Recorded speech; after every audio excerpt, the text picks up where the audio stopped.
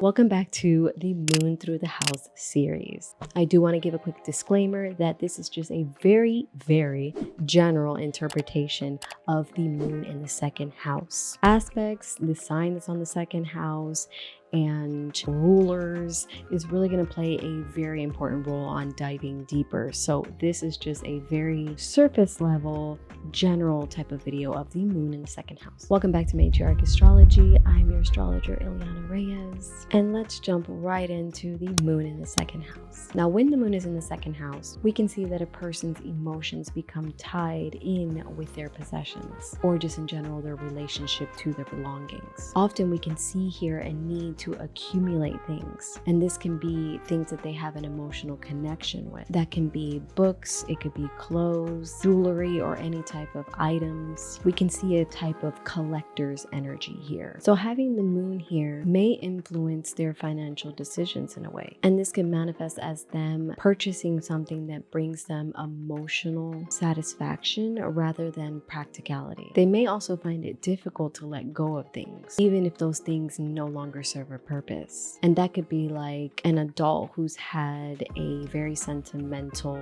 collection of plushies, and then once they become an adult and it's really just taking up a lot of space, they may find it hard to let go of those sentimental items because it holds such value for them. It's almost like a sense of security for them, and letting that go is almost like losing that stability. And that really is valuable to them because remember, their emotions are what they value, because this is the second house of possessions, things that they value. And since we're talking about emotions here and need of the moon in that house, that thing that brings them security in a way and taps into their sense of emotions and their need to feel that comfort is valuable to them. I hope that makes sense. Like, that is something that they value. Their emotions is highly valuable to them, especially if this is a fixed sign that's ruling the second house. That can be even stronger. Again, it depends on aspects and a lot of other things. This placement can make this person highly sensitive to financial security and stability, which then may manifest as anxiety towards money, or just worrying about not having enough and making sure to secure enough money. Here we may see a strong desire to create a sense of security and comfort through their material possessions, seeking emotional fulfillment through the accumulation of wealth and resources. Also, they may find comfort in sharing their possessions with those that they really care for, using their belongings and their things as a way to connect with others on an emotional level.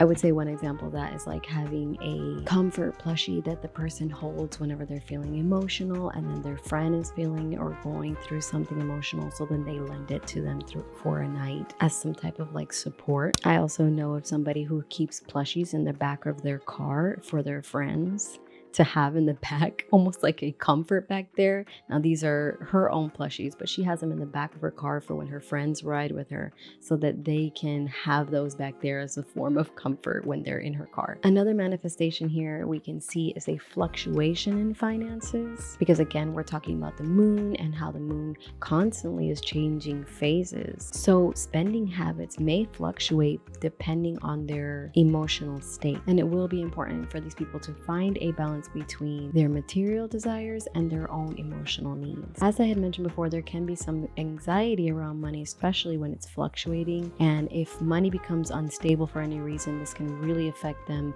mentally and emotionally. And we can see also here manifestation of overworking, doing too much overtime, and it could be in detriment to the body or just causing yourself to burn out. Again, as I had mentioned, just keeping a balance between that material desires and emotional needs, so that we're not leaning too much one way or the other. And as I had mentioned in the previous video, and I will mention every video, if you have aspects with Saturn or Mars, which are the malefics, things can play out very differently here. Or if you're having aspects to the benefics like Venus and Jupiter, we're also going to see things play out differently. So a lot more goes into play here, but this is very general. It's also important to see if you have a daytime chart or a nighttime chart. So I always suggest to get an astrology reading either with myself or another astrologer, so you're able to get a lot more insight into your own personal natal chart. Thank you guys so much for watching this video. If you have moon in the second house, please comment down below and let me know how this is manifested for you, what aspects you have, and see how that has kind of